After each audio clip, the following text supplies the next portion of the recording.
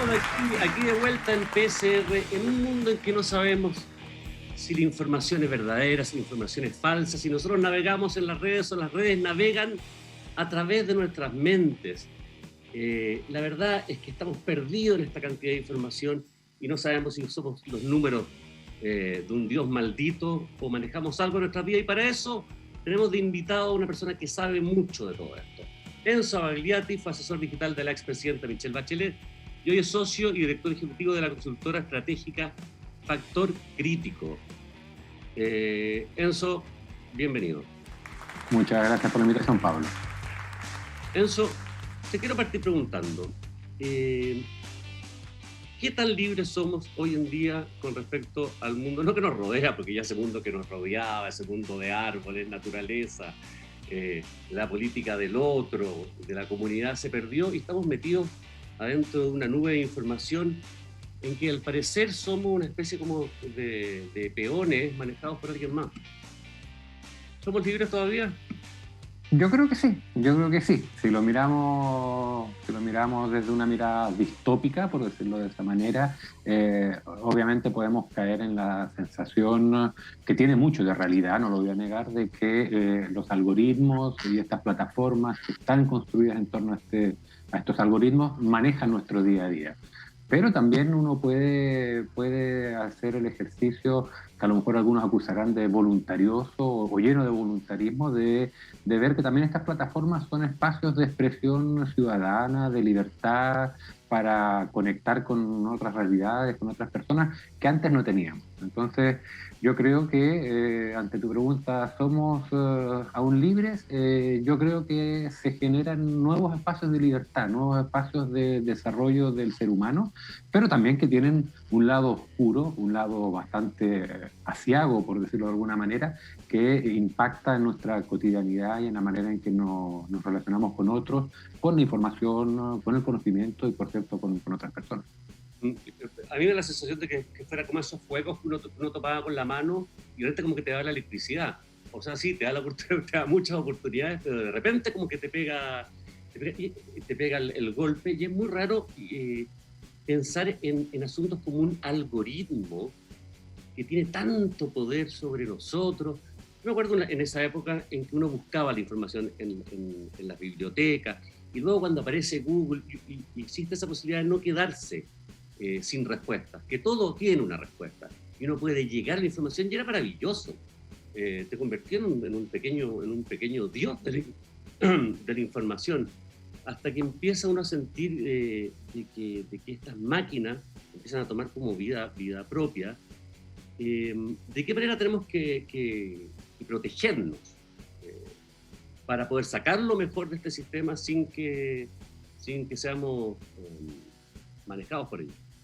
Sí, es quizás el elemento central de hoy de la humanidad, y no lo digo yo, lo dicen digamos analistas, estudiosos, filósofos, gente que está analizando las profundas transformaciones que estas tecnologías participativas están generando en la humanidad. Efectivamente, la pregunta que tenemos que hacernos, y yo tengo hijos en edad escolar, y la pregunta que yo me hago es si mis hijos están desarrollando las habilidades que corresponden para insertarse de manera armónica, para integrarse de manera armónica en este mundo donde ya la tecnología va desde cómo investigan para sus trabajos en el colegio o en la universidad mayor, hasta cómo compran, hasta cómo se relacionan con sus amigos. Entonces, como todo cambio tecnológico de la profundidad que este cambio tecnológico implica para la humanidad en general y para el ser humano en particular, implica tomar conciencia de un conjunto de situaciones, un conjunto, nuevos códigos, nuevos vocabularios, nuevas prácticas, nuevas etiquetas, por decirlo así, de comportamiento social, que si uno no las tiene presentes y se relaciona o utiliza esta plataforma con las antiguas etiquetas, con las antiguas, digamos, herramientas de sociabilidad que teníamos, puede quedar profundamente expuesto. porque todo esto ocurre en servidores, en redes de computadores interconectados. Cada cosa que hacemos en una plataforma de ya sea Facebook, sea Instagram o YouTube, cualquier cosa que hacemos, desde subir un video, desde el simple hecho de ver un video, genera un registro informático, que es un registro en una base de datos, que se asocia a nuestro perfil, que se asocia a nuestras personas.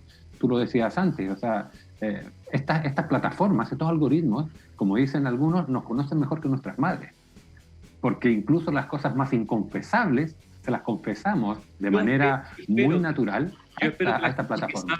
Yo espero que las cosas que sabe la red de mí no las sepa mi madre, porque hay cosas es una buena frontera. En internet que no me gustaría que mi madre las viera jamás. ¿Ah?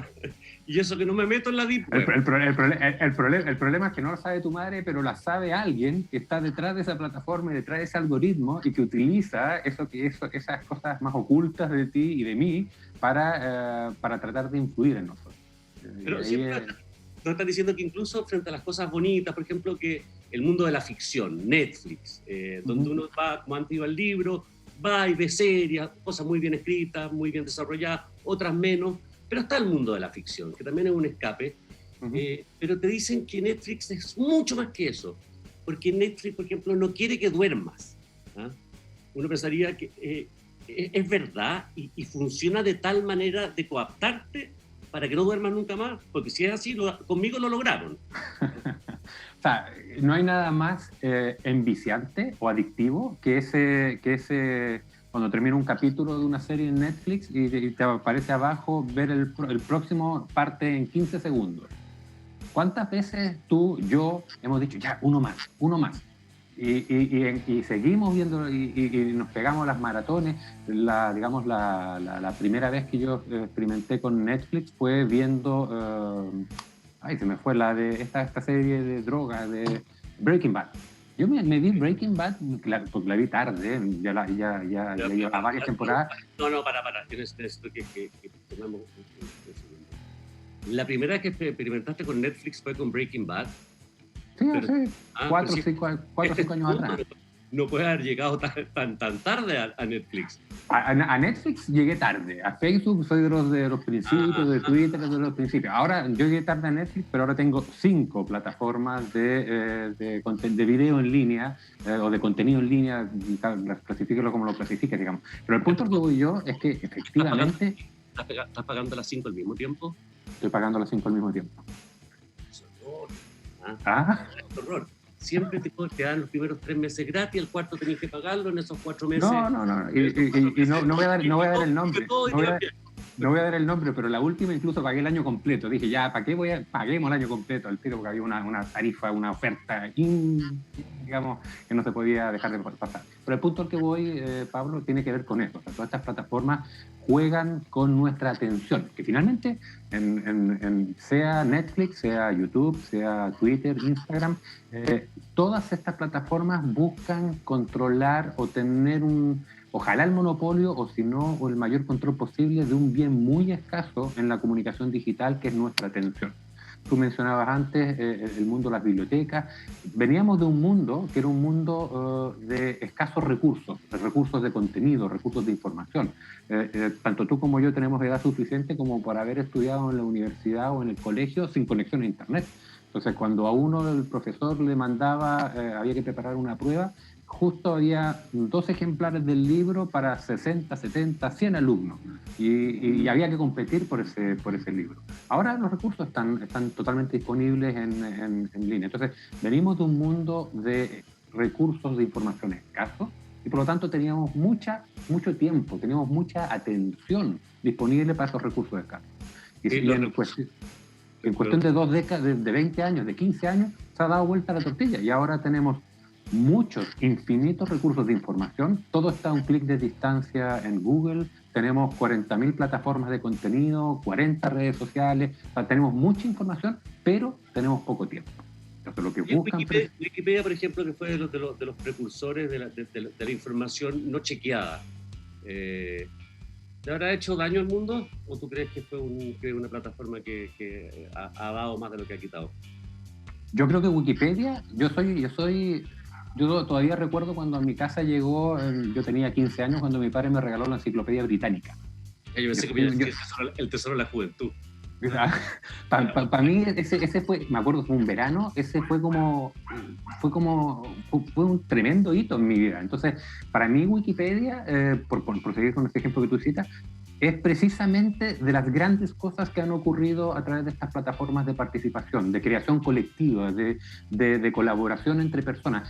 Tiene varias gracias Wikipedia, partiendo porque es un proyecto totalmente sin fines de lucro que ha logrado desarrollar un modelo de financiamiento que le ha permitido sostenerse durante ya más de 15 años, pero al mismo tiempo ha desarrollado quizás de la manera más virtuosa posible esta capacidad que entregan estas plataformas para la construcción colectiva de conocimiento.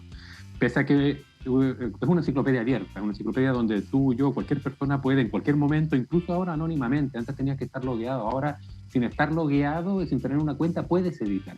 Pero ha logrado, a pesar de esa total apertura, ha logrado un modelo de gestión del contenido que permite que mucha de la basura que intencional o no intencionalmente aparece en Wikipedia rápidamente sea eliminada. Y tienen reglas bastante estrictas. Curiosamente, yo no estoy para nada de acuerdo con la vida que es mi vida según Wikipedia, pero me da pudor intervenir. Encuentro que me van a pillar y que cualquier persona que intervenga en mi biografía está cometiendo una falta grave. ¿Ah? A mí el pudor me vence y que quede la historia contada por ellos. Oye, pero por ejemplo, hay otra plataforma, claro, uno dice, ellos tienen un negocio, y en el core de ellos está el desarrollar el negocio y no necesariamente el servicio que te están vendiendo, que está al servicio del negocio de ellos.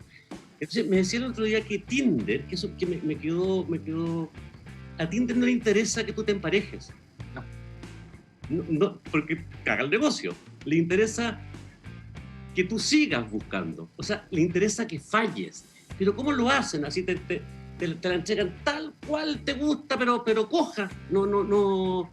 ¿Dónde te hacen la trampa? ¿Cómo funciona ese logaritmo que te engancha, pero no del todo? Lo que pasa es que eso que tú mencionas de Tinder ocurre en Facebook también, ocurre en todas estas plataformas. A Facebook, a pesar de que su eslogan inicial era quería conectar a la gente, a las personas, a Facebook no le interesa conectar a la gente. A lo que Facebook le interesa es que tú pases el mayor tiempo posible conectado a tu plataforma. ¿Por qué? Porque al final, en la medida en que tú pasas más tiempo conectado a la plataforma, tú lo que haces es que tu experiencia de Internet es una experiencia de Facebook y al final haces todo en Facebook. Compras, subes la foto de tu gatito, opinas en una publicación de carácter político, vitrineas otras cosas y al final lo que hace Facebook es que el tiempo que tú tienes para conectarte a Internet en realidad lo estás dedicando a Facebook. A Facebook en rigor no le interesan lo que tú haces. Lo que Facebook necesita es que tú lo hagas en la plataforma, que pases el mayor tiempo posible. Lo que te falta para dártelo o crearte la necesidad. Exactamente. ¿Por qué? Porque al final lo que hace Facebook es venderle tu tiempo, y eso es lo que hablábamos antes, ese bien escaso que hoy es la atención nuestra. Facebook le vende tu tiempo a empresas, a instituciones que tienen servicios, productos que calzan con tus intereses. Y ese es el verdadero negocio de Facebook. Una frase muy linda con respecto a eso que decía que si tú no sabes qué es lo que te están vendiendo, entonces lo que se vende eres tú. Exactamente. De hecho, todas estas plataformas son gratuitas. Entonces, cuando algo es gratis, es porque tú eres la mercancía. Y es Facebook lo que logra, todas estas plataformas lo que logran finalmente es eso. En el fondo es venderle, y por eso es importante el concepto del modelo del modelo de negocios algorítmico, que le estamos enviando permanentemente señales a ese modelo para que conozca cada vez mejor lo que nosotros necesitamos, los contenidos que nosotros consultamos. ¿Para qué? Para que con ese perfilamiento muy exhaustivo, Tinder le diga o sea, en el fondo saber cuáles son el perfil de mujeres que a Pablo Maquena le gusta. Y intentar hacer permanentemente match. pero me la van a mandar con algún tipo de tara que me moleste, cosa que siga buscando. Posiblemente sepan de que eres un tipo que a lo mejor le duran poco las relaciones, entonces no sé. Pero en el fondo toda esa información es información que tienen sumamente asociada al perfil de cada uno de nosotros. Yo, por ejemplo, en el último tiempo, por una cuestión de quizás de pandemia, de encierro, he caído cada vez más en videos de gente que salva animales, en Facebook estoy hablando. Entonces, y me quedo como pelotudo durante un minuto viendo cómo agarran una tortuga que está llena de redes de pescadores y le sacan las redes y después la devuelven al mar.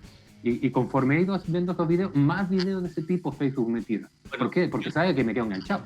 Yo te voy a contar algo. Yo me quedo noches completas, viendo videos de American Got Talent o de esas competencias como donde está el perverso que inventó todo esto, que es Simon Cowell. Y me lo paso la noche entera llorando ante la emoción de ese personaje que no va a triunfar y finalmente deja la escoba. Tú has utilizado. Y me llega todo el tiempo, o sea, no es cosa que lo tenga que buscar. Abro y me llega. Tú has utilizado una palabra clave y es la emoción. Finalmente, los algoritmos, esta selección de contenidos que realizan las plataformas, una de las variables centrales es jugar con nuestra emoción. Emoción que la logran ecualizar muy bien porque conocen qué contenidos hemos consultado, consumido durante nuestros años completos en esta red social. Estamos hablando de algo tan básico como que cuando tú le pones un me gusta o una carita feliz a un contenido, le estás dando una señal muy poderosa a ese algoritmo para que te siga alimentando contenido de ese tipo. Y al final, esto está bastante estudiado ya, lo que están haciendo las plataformas es una verdadera gestión milimétrica de la emoción de sus usuarios. Y se está construyendo un mercado de las emociones y se está monetizando nuestra emoción. ¿Qué pasa con la información sensible? Porque una cosa es que sepan las cosas que te gustan para después venderte algo o generarte a través de tus propias dinámicas la necesidad de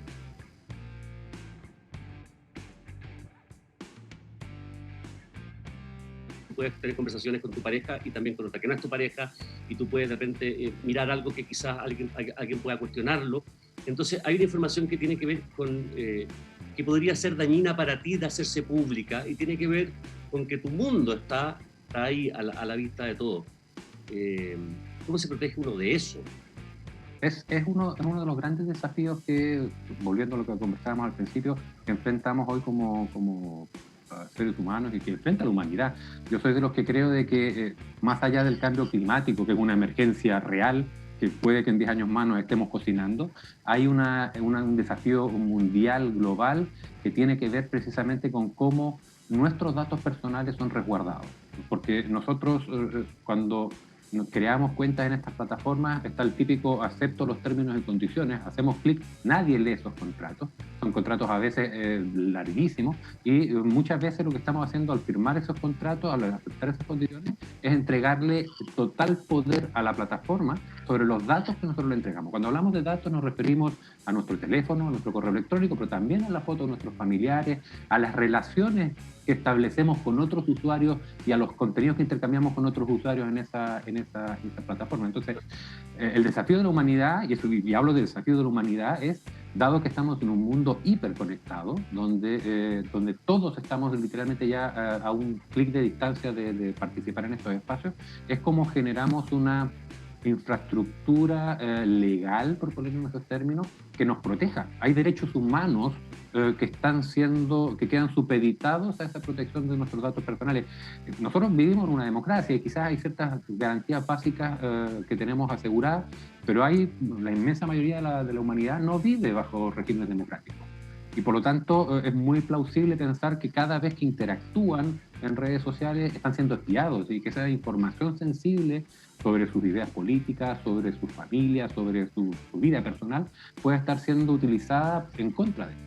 Entonces lo que se necesita es avanzar hacia una gobernanza mundial que permita asegurar de que nuestros datos personales nos pertenecen y que no por el hecho de participar en una de estas plataformas los cedemos y los entregamos. Eso, bueno, ahora estamos con la pandemia, pero sacando el cambio climático es el desafío del futuro. Sí, pero hay una cosa que es rara, porque uno dice, por ejemplo, que en Chile no hay inteligencia, ha sido un tema en la política, la falta de inteligencia de la ANIA, de Carabineros, de los militares, etcétera, para saber exactamente si sucedió algo en la Araucanía, si fueron gente de extrema derecha, si fue la misma comunidad del planeta, que en 2 segundos podría tener exactamente decirte, fue este, haciendo un link con la información está ahí, ¿ah? Y quizás en ese caso en particular estaría bien usada para saber de qué se trata lo que está sucediendo. Pero es demasiada información. Da como miedo. Te quiero preguntar por las redes sociales en que la gente conversa, como Twitter, y que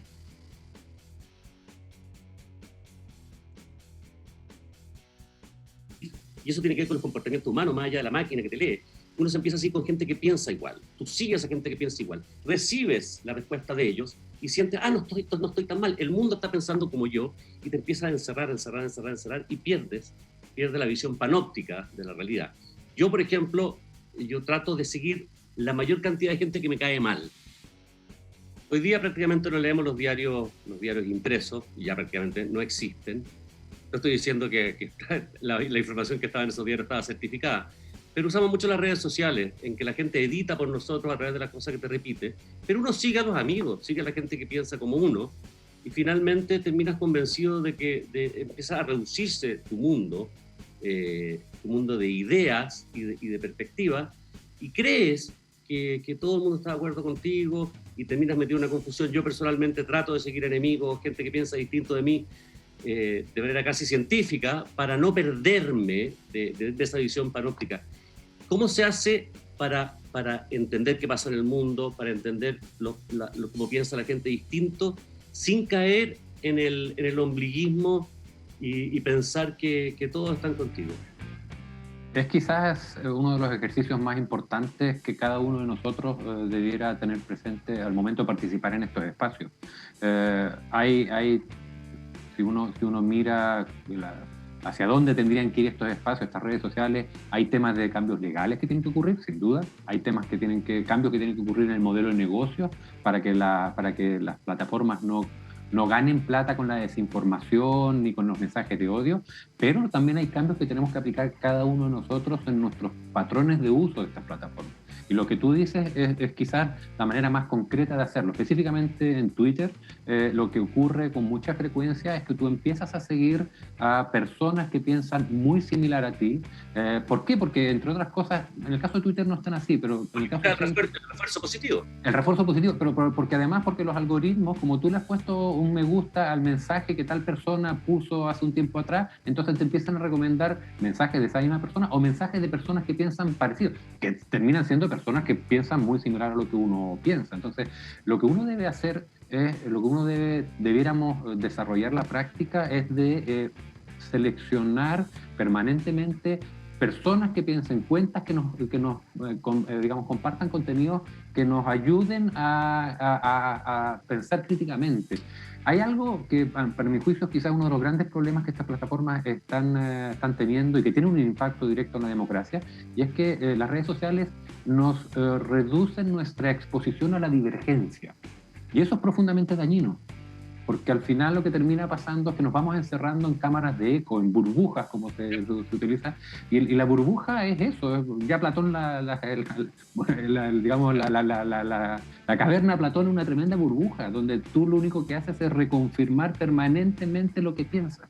Y a veces eso puede estar correcto, y puede ser, lo que estás pensando puede estar relativamente bien, pero lo que tiende a pasar es que, y eso también está muy estudiado, es que cada vez te encierras más y cada vez te polarizas más. Hay estudios muy interesantes de, por ejemplo, el algoritmo de recomendación de YouTube, que tú partes viendo videos relativamente neutros y que son que son cosas, por ponerlo de alguna manera, sanas, y en cuestión de varios clics terminas viendo videos profundamente extremistas. Y el antiguo cuento del chisme, que le cuentas a una persona, se la cuenta a otra, y en que termina. Eso, así es. Y así es. Y eso, por ejemplo, en la política norteamericana, pero también en Chile, pero en la política norteamericana ha tenido un impacto directo en todo este fenómeno de la alt-right, que lo explotó muy bien Donald Trump en sus 2 campañas, con más éxito en la primera, por cierto. Tiene que ver con eso, con conocer ciertos patrones de recomendación que los algoritmos utilizan a partir de nuestro propio Claro, por ejemplo, contenido. solo en Brasil hay 9 millones de terraplanistas. Esa gente se alimentó de algún lado, alguien jugó con su cabeza. No creo que haya 9 millones de gente absolutamente idiota en Brasil. Los terraplanistas siempre han existido. Lo que pasa es que las redes sociales le han dado un megáfono sin control. El terraplanista de bar, el que tú ibas al bar y siempre te encontrabas con alguien que te contaba algo y tú decías, ya, pero cabeza pescado lo que me estáis diciendo, pero quedaba en el bar. Ahora el bar es una cuenta de Twitter abierta, donde cualquiera tiene el poder de agarrar el megáfono y lanzarlo. Y lo que facilita, para bien y para mal, las plataformas lo que facilitan es que la gente que piensa igual, que los terraplanistas se encuentren. Que la gente, que los negacionistas del cambio climático se encuentren, que la gente que habla de la pandemia y que cree que todo esto es un invento para matarnos y que es los Illuminati, todo eso bueno, la verdad es que eso ya a mí me asusta. Espero que los terraplanistas caminen derecho, pero en su mundo. Te tengo que cortar, siempre el tiempo es poco. Muchas gracias. Oye, muy interesante, me gustaría seguir hablando. Te vamos a volver a llamar si que tienes tiempo, porque esto es muy interesante. Nos queda el tema de los niños, cómo editar bien la información que nos llega, cómo decirle a José Antonio Caz que no lo sigue tanta gente, que no es tan popular sus ideas. De que alguien lo está confundiendo. Pero su burbuja le hace creer. Oye, muchas gracias, Enzo. Gracias por tu tiempo y nos sigo viendo. Muchas gracias, Pablo. Amigos, PCR, una vez más. Nos vemos mañana.